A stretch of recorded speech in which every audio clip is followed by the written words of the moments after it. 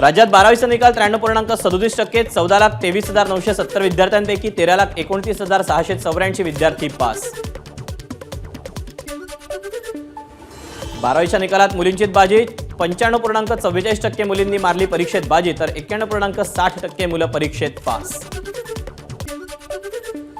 12वीत सर्वाधिक निकाल कोकण विभागाचा, कोकण विभागात 97.51% विद्यार्थी उत्तीर्ण, तर सर्वात कमी आकडे मुंबईचे, मुंबईत 91.95% विद्यार्थी उत्तीर्ण, 26 विषयांचा निकाल 100%.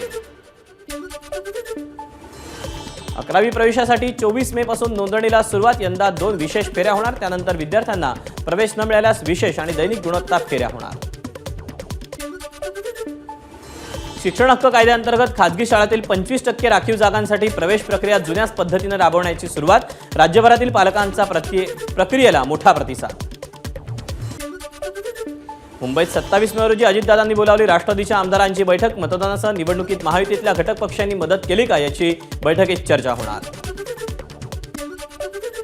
महाराष्ट्रात सुमारे 54.33% मतदानाची नोंद, सर्वाधिक 76.5% मतदान पश्चिम बंगालमध्ये, तर बिहारमध्ये 54%, जम्मू काश्मीरमध्ये 58%, झारखंडमध्ये 63%, ओडिशामध्ये 69%, उत्तर प्रदेशमध्ये 57%, तर लडाखमध्ये 69% मतदानाची नोंद.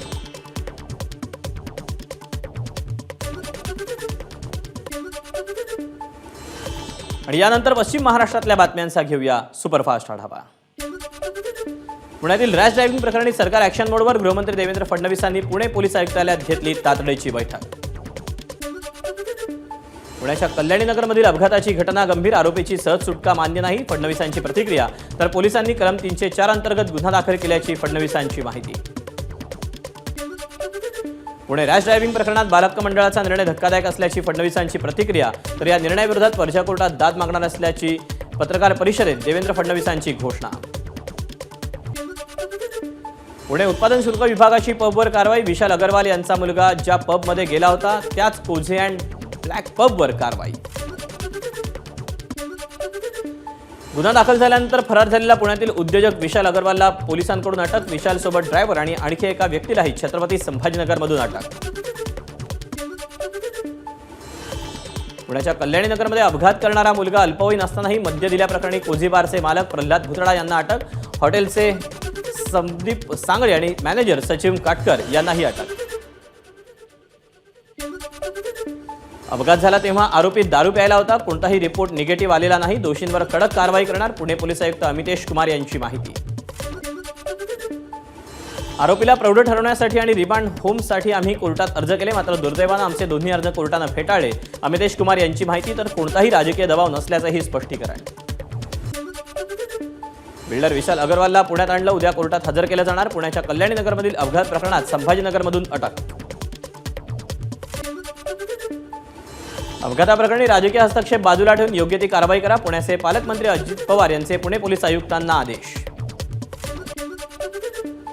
पुण्यातील अपघाताची घटना दुर्दैवी, जो कोणी दोषी असेल त्याच्यावर कडक कारवाई झाली पाहिजे. पोलिसांनी नीट कारवाई केलेली नाही, अनिल देशमुखांची टीका. पुण्यातील मागील 3 दिवसांपासून सीएनजी गॅसचा तुटवडा, पाईपलाईनचं काम सुरू असल्यानं गॅस पुरवठा बंद. पश्चिम महाराष्ट्रातल्या बातम्यांचा आढावा घेतल्यानंतर आता विदर्भातल्या बातम्या पाहूया. लोकसभा निवडणुकीत महायुतीला भरघोस यश मिळणार नाही, बच्चू कडू यांचा महायुतीला घरचा आहे. नागपुरातील सिप्तेन शेखला 12वीच्या परीक्षेत 99.66% गुण, स्मार्टफोनपासून दूर राहिल्यानं यश मिळाल्याची विद्यार्थ्याची प्रतिक्रिया. ध्वनी प्रदूषण कमी करण्यासाठी नागपूर पोलिसांनी कंबर कसली, आवश्यकता नसलेल्या ठिकाणी विनाकारण हॉर्न वाजवू नका, हातात फलक घेऊन पोलिसांकडून जनजागृती. वाशिमच्या रिसोड तालुक्यात आजही मान्सूनपूर्व पावसाच्या सरी, उकाड्यापासून हैराण असलेल्या नागरिकांना दिलासा. अकोल्यात काल रात्री पुन्हा मान्सूनपूर्व पावसासह गारपीट, अकोट तालुक्यातील धामणगाव आणि पणज शेतशिवारात केळी पिकाचं मोठं नुकसान.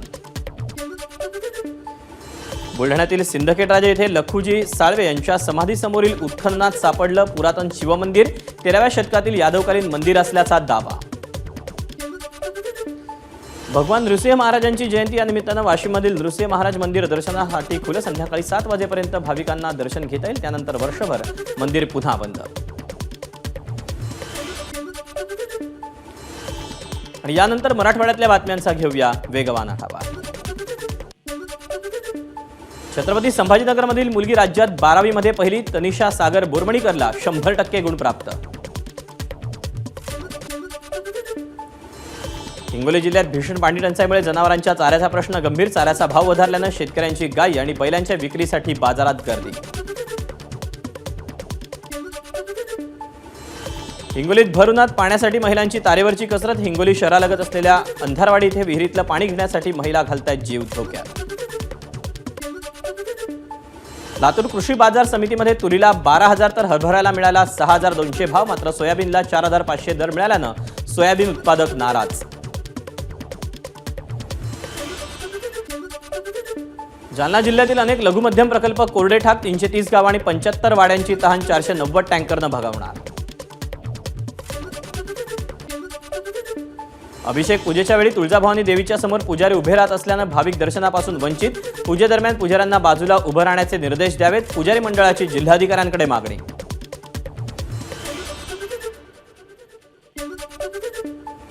बीड जिल्ह्यात कुठेही बोगस मतदान झालेलं नाही, जिल्हाधिकाऱ्यांचं स्पष्टीकरण। राष्ट्रवादी शरदचंद्र पवार गटानं बोगस मतदानाबाबत निवडणूक आयोगाकडे तक्रार केली होती।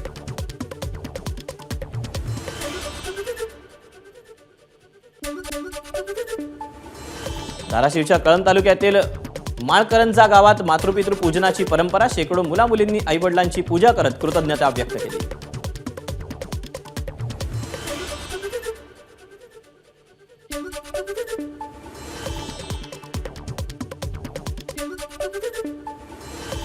आणि मराठवाड्यातल्या बातम्यांचा आढावा घेतल्यानंतर उत्तर महाराष्ट्रातल्या बातम्यांचा घेऊया वेगवान आढावा।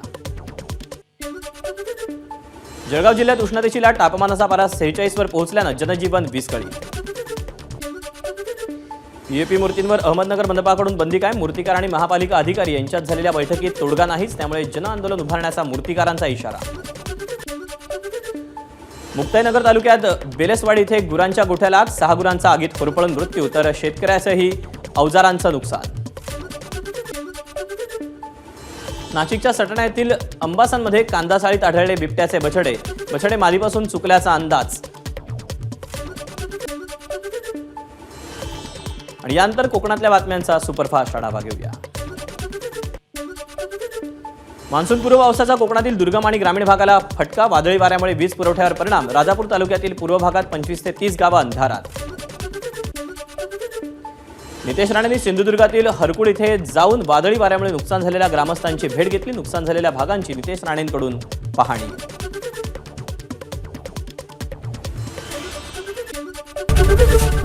एबीपी माझा, उघडा डोळे बघा नीट।